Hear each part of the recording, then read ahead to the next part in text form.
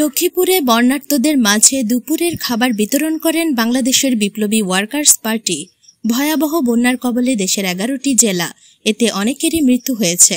ক্ষতিগ্রস্ত হয়েছেন 55 লাখেরও বেশি মানুষ। এই অবস্থায় যে যেভাবে পারছেন ভালোবাসার হাত বাড়িয়ে বন্যার্তদের পাশে দাঁড়াচ্ছেন।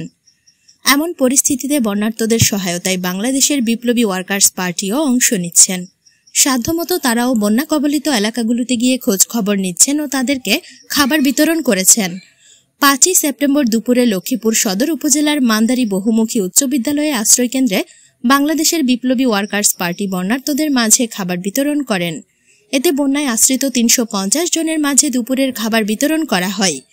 এ সময় উপস্থিত ছিলেন বাংলাদেশের বিপ্লবী ওয়ার্কার্স পার্টির সাধারণ সম্পাদক কমরেড সাইফুল হক, পলিট ব্যুরোর সদস্য আকবর খান, সংগঠনের নারী নেত্রী বর্ণী শিখা জামালি, লক্ষ্মীপুর জেলা সংগঠক অ্যাডভোকেট মাহবুবুল করিম, মান্দারি বহুমুখী উচ্চ বিদ্যালয়ের প্রধান শিক্ষক গিয়াসউদ্দিন, ক্রীড়া শিক্ষক ইসমাইল হোসেন সহ আরও অনেকে।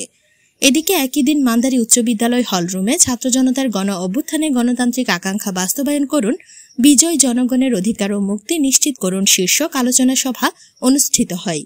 এই আলোচনা সভার আয়োজন করে লক্ষ্মীপুর জেলা শাখা বিপ্লবী ওয়ার্কার্স পার্টি। উক্ত আলোচনা সভায় প্রধান অতিথি হিসেবে উপস্থিত থেকে বাংলাদেশের বিপ্লবী ওয়ার্কার্স পার্টির সাধারণ সম্পাদক কমরেড সাইফুল হক বলেন, ছাত্র জনতার গণ অভ্যুত্থান একদিনে প্রতিষ্ঠিত হয়নি।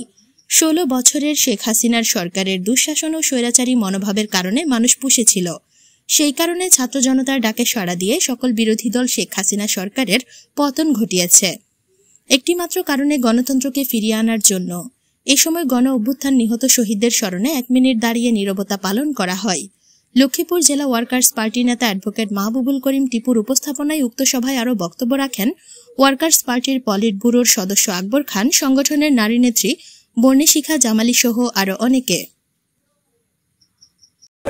কিছু আবর্জনা পরিষ্কার করেন, আর কোথায় কোথায় পরিবর্তন দরকার, কোথায় কোথায় সংস্কার দরকার, কোথায় কোথায় রূপান্তর দরকার, রাজনৈতিক দলগুলোর সাথে আলাপ আলোচনা করে এটা ঠিকঠাক করেন এবং যাতে আমরা একটা বোঝাপড়া তৈরি করতে পারি।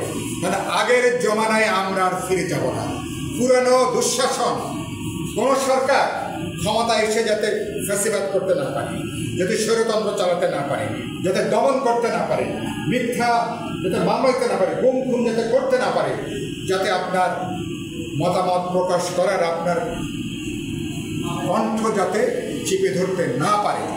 আমরা বলেছি জিনিসপত্রের দাম কমায় মানুষের বাঁচার ব্যবস্থা করতে, বেকারদের কর্মসংস্থান করতে হবে।